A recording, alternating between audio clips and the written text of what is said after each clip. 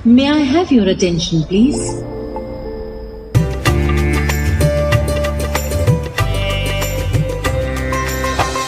बनारस, जिसे कहा जाता है घाटों का शहर। मैं अपने शहर से 1500 किलोमीटर दूर अपने 12th क्लास के एग्जामिनेशन ख़त्म कर आ गया बनारस शहर में। और मैं आपको पहले ही बता दूं, ये ब्लॉग पूरा वॉइस ओवर होगा। बनारस की तिलतिलाती धूप में मेरी आवाज़ बिल्कुल नहीं निकल रही है। अगर आप पहली बार बनारस आए हो तो आप इस चौक पर ज़रूर आ जाओ, जिस चौक का नाम है गुड़वालिया।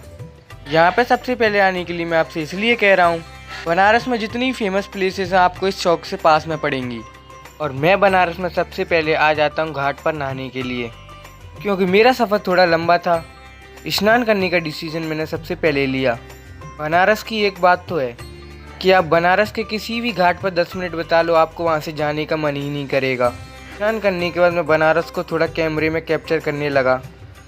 तभी मुझे एक बात पता चली कि आप बनारस को कैमरे में उतनी अच्छी तरीक़ों से नहीं देख पाओगे। तो मेरा कहना तो यही है कि आपको बनारस घूमना है तो आपको बनारस की इन पतली पतली गलियों में एक बार ज़रूर घूमना चाहिए। स्नान करने के बाद हम सबसे पहले बनारस की पतली पतली गलियों से काल भैरव बाबा के दर्शन करने चले जाते हैं।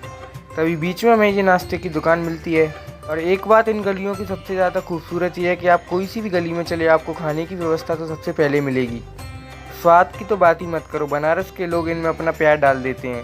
और इतनी गर्मियों में बनारस में प्रयागराज से ज़्यादा भीड़ हो रही थी। हमें एक बात का फ़ायदा तो ज़रूर लगा कि हम पैदल थे। बाबा के लिए 300 रुपये का प्रसाद लेकर इतनी बड़ी लाइन में हम भी लग गए। और मैं आपको एक और बात बता दूं, 300 रुपये का प्रसाद तो एक फॉर्मेलिटी है। आपको अपना बैग और सामान बचाना है तो 300 रुपये पे ज़रूर करने पड़ेंगे। सावधानी बरत कर अगर आप लाइन में लगे हो तो बीच में किसी को ना घुसने दें। काल भैरव बाबा के दर्शन करने आ रहे हो तो दोपहर में 2 बजे के बाद आएँ या सुबह आप 4 बजे से पहले आएँ, क्योंकि इस समय आपको भीड़ बहुत कम मिलेगी। काल भैरव बाबा के दर्शन करने के बाद फिर से हम बनारस की इन पतली पतली गलियों से फेमस पेंटिंग आर्ट, जिन्हें ज़्यादातर फ़ोटो शूट के नाम से जाना जाता है, ये आपके लिए सेकंड ऑप्शन बेस्ट इसलिए रहेगा क्योंकि काल भैरव मंदिर से इस घाट की दूरी मात्र 2 किलोमीटर दूर है। और आप यहाँ पर आकर रेस्ट भी कर सकते हो।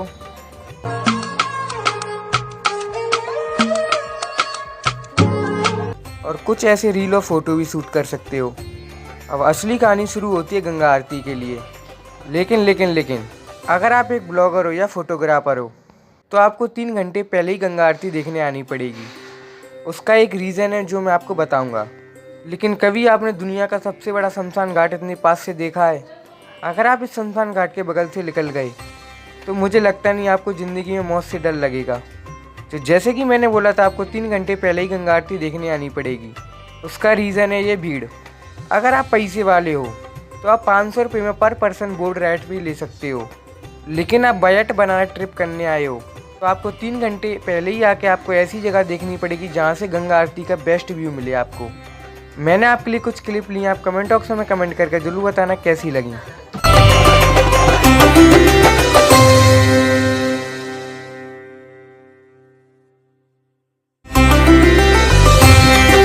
जैसे ही आप गंगा आरती देख के फ्री हो तो आप ललिता घाट पर आकर ये लेयर सूट भी देख सकते हो, जो आपको काशी विश्वनाथ मंदिर के जस्ट आगे मिल जाएगा। और मैं आपसे बस एक ही बात कहूँगा, अगर आप बनारस आए हो तो एक बार भी ये लेयर सूट जरूर विजिट करें।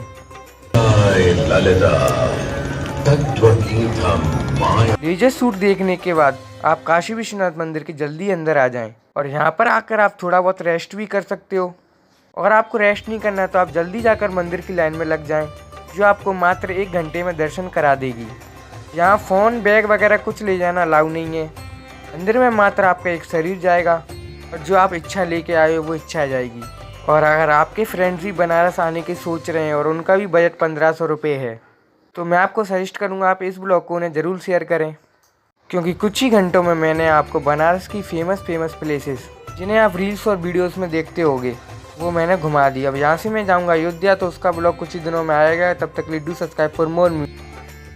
रंग बदले कैसे आसमां